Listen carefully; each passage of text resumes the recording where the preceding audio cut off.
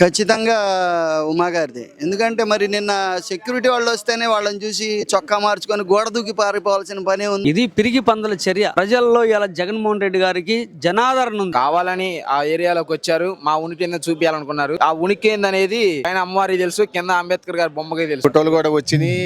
ఆ దాడి చేసిన వ్యక్తి బొండా ఉమాతో ఉన్న ఫోటోలు కూడా వైరల్ అయినాయి. రీసెంట్ గా చూస్తే జగన్ గారిపై దాడి చేశారు. దాడి చేసిన వాళ్ళు బోండా ఉమా గారి అనుచరులు. ఆయన ప్రెస్ మీట్లు పెట్టి కూడా మాట్లాడుతున్నారు కదా, దాని గురించి మీరు ఏమంటారు? అంటే ఇన్ని రోజులు జగనే కావాలని చేయించుకున్నాడు అన్నారు.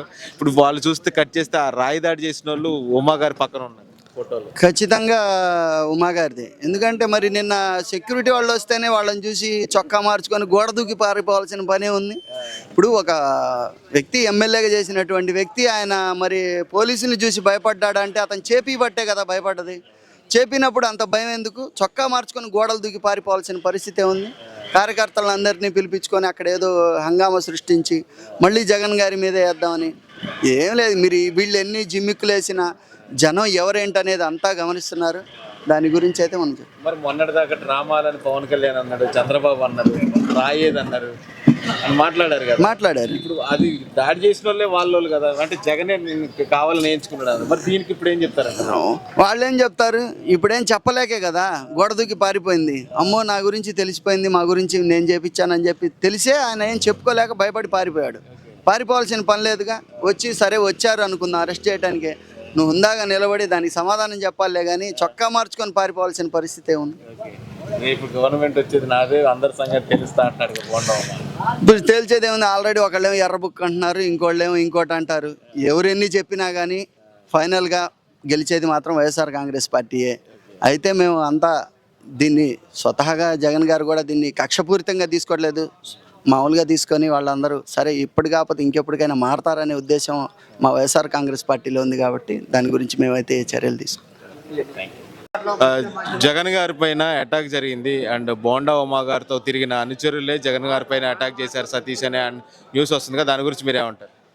జనం వచ్చే జనాన్ని చూసి తట్టుకోలేక వాళ్ళు ఏదో ఒకటి చేస్తే 2 రోజులైనా పాదయాత్ర ఆగిద్ది, మా నియోజకవర్గంలో ఆగిద్ది, మా నియోజకవర్గంలో ప్రచారం జరగకుంటే ఏదో కొద్ది గొప్ప మేము మొబిలైట్ చేసుకుందాం అనే దాని మీద తప్పక వీళ్ళు స్ట్రైట్గా జగన్మోహన్ రెడ్డి గారు ప్రచారం చేసుకుంటున్నారు. ఆయన మీద అభిమానం ఉంది, జనం వస్తున్నారు.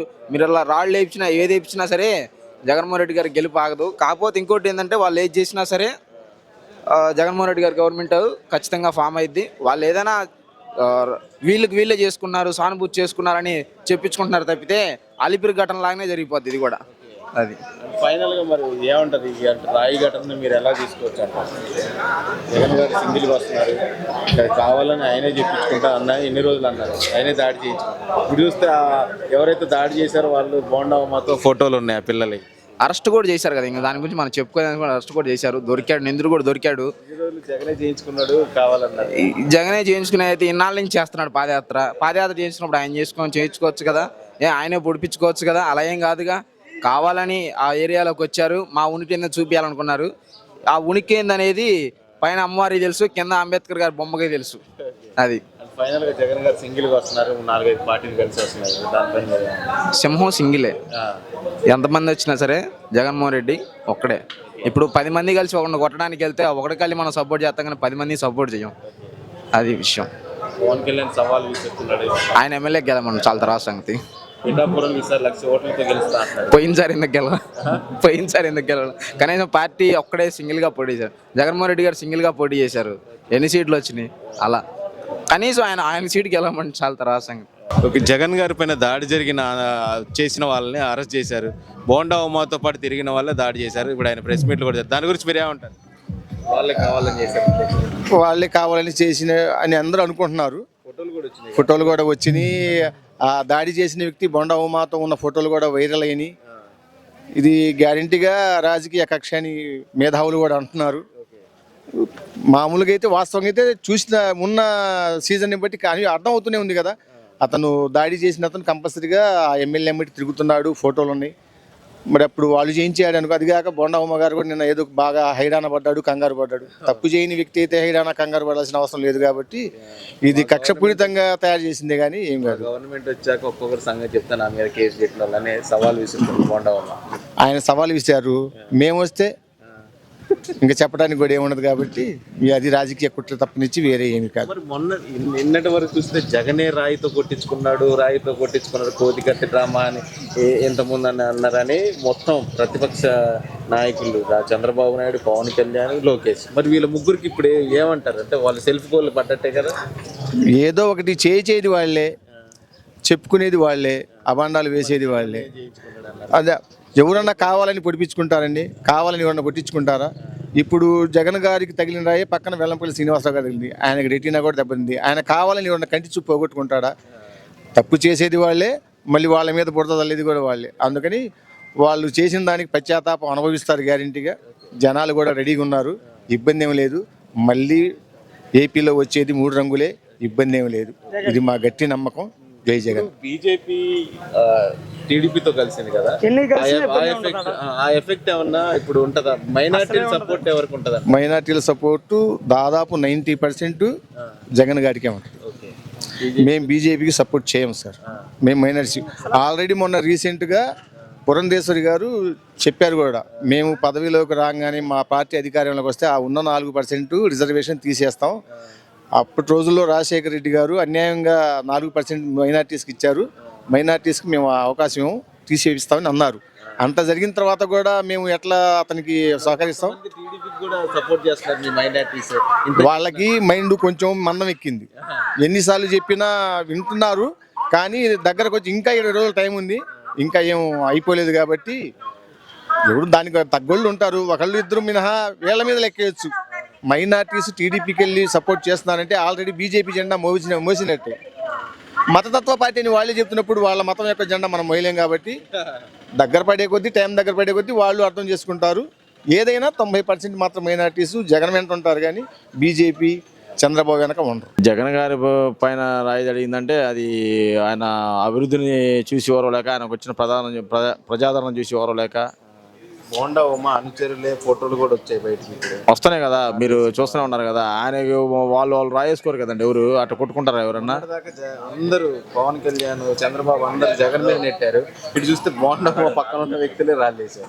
దీన్ని టైం ఇది ఇప్పుడు దర్యాప్తు చేస్తున్నారండి వాళ్ళు. ఆయన ఎవరికి వాళ్ళు రాయేసుకోరు. ఆయన వస్తున్న ప్రజాదరణ చూడలేకనే అది వాళ్ళ గెలుపుని తట్టుకోలేక చేస్తున్నాడు. పడ్డట్టేనా టీడీపీ వాళ్ళు జయించారని తేలిపోయింది కదా, తేలుద్ది అది ఇంకా ఒక 2-3 రోజుల్లో. అది ఓకే. జగన్ గారు ఎలా ఉంది పథకాలు? జగన్ గారి పథకాలు ఇంకంతగానే ఏముందండి, ఇంకా ప్రతి ఒక్కటి డోర్ టు డోర్ కదా. ప్రతి ఒక్క పథకం మధ్యలో ఎవరు లేకుండా డైరెక్ట్ ఇటు అకౌంటే కదా. ఇంకంతగానే కావాల్సిందే ఉంది. ఇంకా అది ఆయనకు పథకాలే కదండి మెయిన్ బలం మనకి. పవన్ కళ్యాణ్ గారు చంద్రబాబు కలిసి వస్తున్నారు, ఓడిస్తా అంటున్నారు.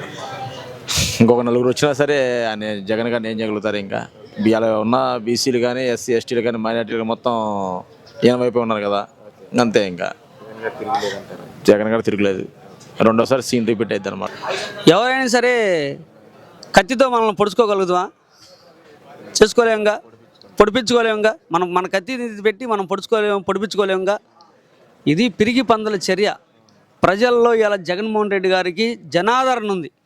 స్వచ్ఛందంగా ప్రజలందరూ కూడా ఈరోజు జగన్మోహన్ రెడ్డి గారు వస్తున్నారంటే రూపాయి ఖర్చు లేకుండా జనం శుభ్రంగా వాళ్ళంతటా వాళ్ళ వ్యయం పెట్టుకొని ఇలా జగన్మోహన్ రెడ్డి గారిని చూడటానికి రోడ్లు వెంట కానీ, బహిరంగ ప్రదేశాల్లో మీటింగ్ జరిగే స్థలాల వద్దకు కానీ స్వచ్ఛందంగా ప్రజలు వస్తున్నారన్నమాట. ఎందుకు? జగన్మోహన్ రెడ్డి గారు ఈరోజు ఒక కృతనిశ్చయంతో ఉన్నారు. బడుగు బలహీన వర్గాల ప్రజల్ని అభివృద్ధి చేయాలి, వాళ్ళు అభివృద్ధి చెందితేనే మన రాష్ట్రం అభివృద్ధి చెందిద్ది, రాష్ట్రం అభివృద్ధి చెందితే దేశం అభివృద్ధి చెందిద్ది అనే ఉద్దేశంతో ఈరోజు జగన్మోహన్ రెడ్డి గారు బడుగు బలహీన వర్గాలు, ఎస్సీ ఎస్టీ బీసీ మైనార్టీలు, అగ్రవర్ణాల్లో ఉన్న పేదలకు కూడా ఈరోజు సంక్షేమ పథకాలను అందించిన ఘనత ప్రియతమ జగన్మోహన్ రెడ్డి గారిది. అంతే, గతంలో కూడా మరి రాజశేఖర్ గారు చేశారు. రాజశేఖర్ గారి కన్నా కూడా ఒక అడుగు ముందుకేసి ఈరోజు ప్రజల్ని హత్తుకొని ఈ రోజున మరి ప్రజలకి ఏమి కావాలో అని చెప్పని ఈ రోజున మరి సంక్షేమ పథకాలు అందజేస్తున్నారు. ఒక ముఖ్యమంత్రిగా మీరు చూస్తున్నారు కదా, ఒక విద్యార్థికి షూ కాడి నుంచి, బెల్ట్ కాడి నుంచి, టై నుంచి, షర్టు నుంచి, బ్యాగ్ నుంచి మరి ఇన్ని వస్తువులు కూడా స్వయంగా ఆయన పరిశీలించి ఇవ్వడం జరుగుతుంది. గతంలో ఎవరైనా ఏ ముఖ్యమంత్రి అయినా సరే ఇట్లా చేశారా? ఆయన వ్యాపారం ఏదో లేకపోతే ఆయన రాజకీయం ఏదో చేసుకున్నాడు. కానీ ఒక విద్యార్థికి ఇన్ని అవసరాలు, ఉండాలి, ఒక కార్పొరేట్ స్కూల్ లాగానే ఉండాలని చెప్పి స్కూల్స్ని కూడా ఈ రోజున నాడు నేడు కింద మరి డెవలప్ చేసి బ్రహ్మాండంగా ఈరోజు కార్పొరేట్ స్కూల్స్ లాగా తీర్చిదిద్దిన ఘనత జగన్మోహన్ రెడ్డి గారికి దక్కుతుంది.